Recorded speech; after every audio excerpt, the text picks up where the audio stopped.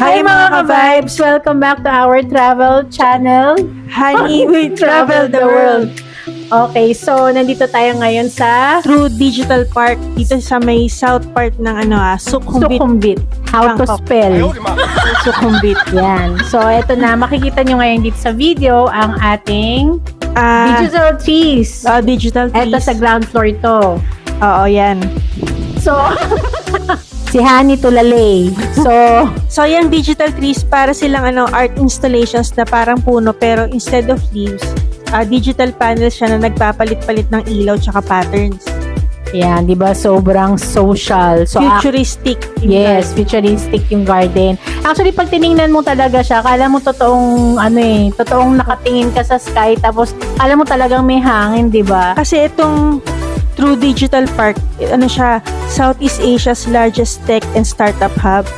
Yun naman pala. Kaya kung titingnan nyo, hindi lang ganyan yung makikita natin dyan. Oo. Meron pa siyang mga pa-jogging effect Oo. na May pang meditation Mm-mm. pavilion, may jogging track sa may taas. co-working space. Oo, yun. Tsaka may mga event halls. Mm-mm. Kasi may itong- library din dyan. Dapat mapuntahan din natin. So, mga ka-vibes, mag-vlog din kami tungkol dito sa library, dito sa True Digital Park. Kasi itong True Digital Park, intended siya para sa mga digital nomads tsaka sa mga entrepreneurs. Mm-mm. So, mga ka-vibes, puntahan ninyo to. Marami din mga makakainan dito Oo, eh. maraming coffee shops Oo. tapos yung mga makakainan na restaurants. Actually, dalawa siya. Medyo itatawid ka lang. East and west Mm-mm.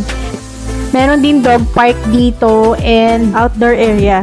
yung para kang nasa park. Na pwedeng mag-picnic ganyan. Yan, oo. So, mga ka-vibes, pag napunta kayo dito sa may bandang, Sukhumvit. Sukhumvit. Ang hirap kasi basahin eh. So, yun, sa Sukhumvit, dito sa Bangkok.